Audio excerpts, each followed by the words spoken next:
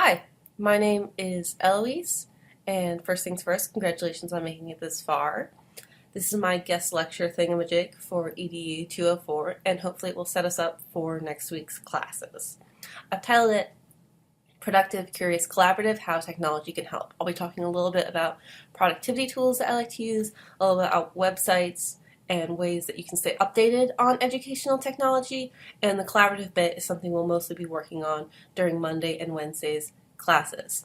The main point I want to get across is that technology is a helper. It's there to help you achieve your very human goals.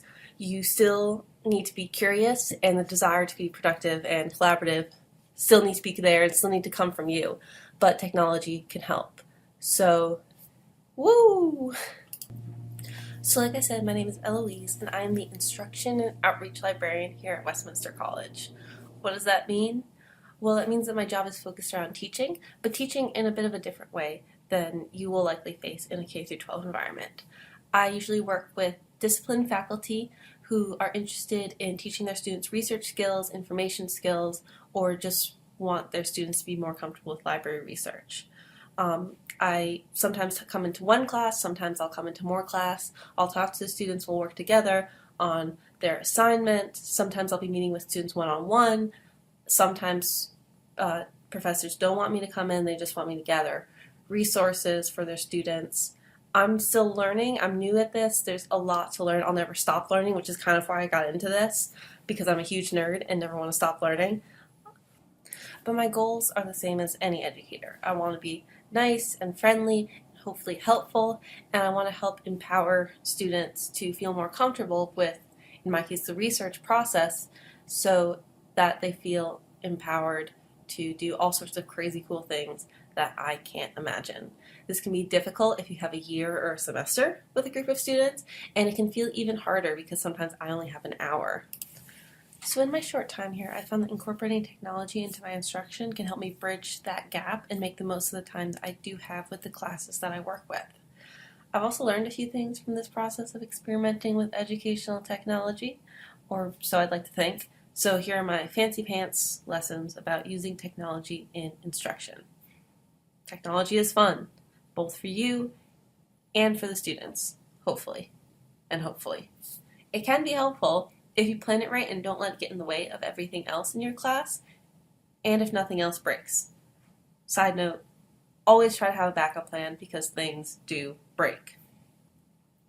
Technology is not a replacement for anything. It can just help you enhance what you're already doing.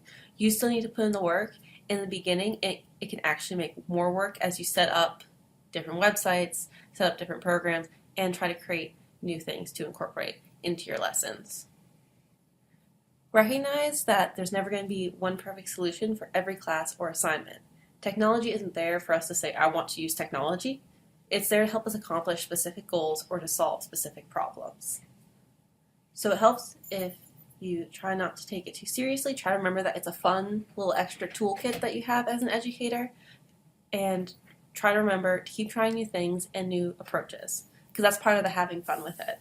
And because of the nature of technology, it's always changing. There's always something new to try, always something that you love.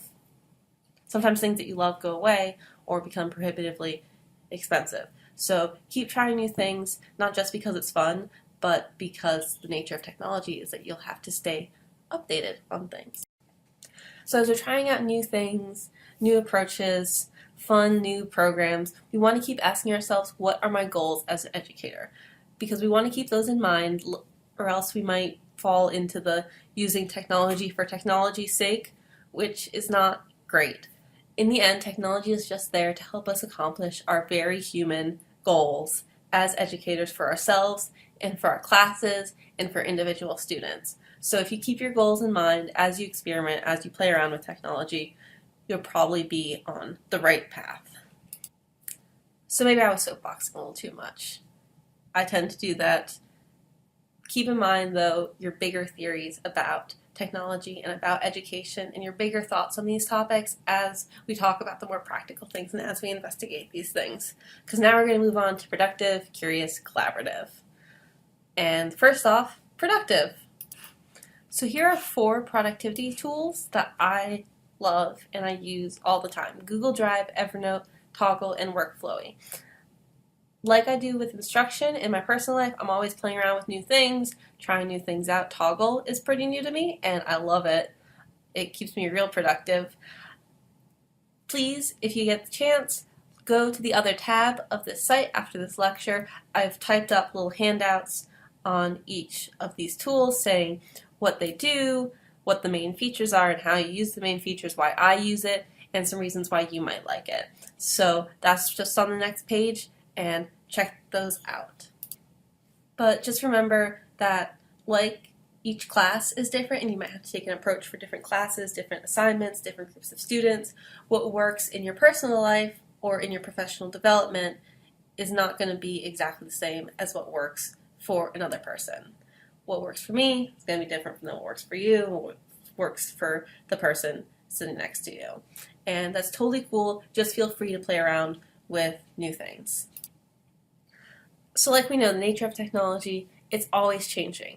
And if you're using technology in your instruction, it'll probably always be changing too. Every class, every assignment, you'll be investigating new things that you can use because new things are always coming out.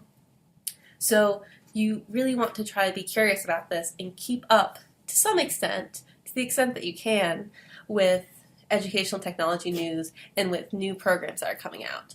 I like to just Google stuff that I hear in the news or big topics to see what's up. I have some websites that I go to all the time that I really like. I don't like RSS feeds because I can never keep up with them, but if you're the type of person that can, go for it. Those are fantastic.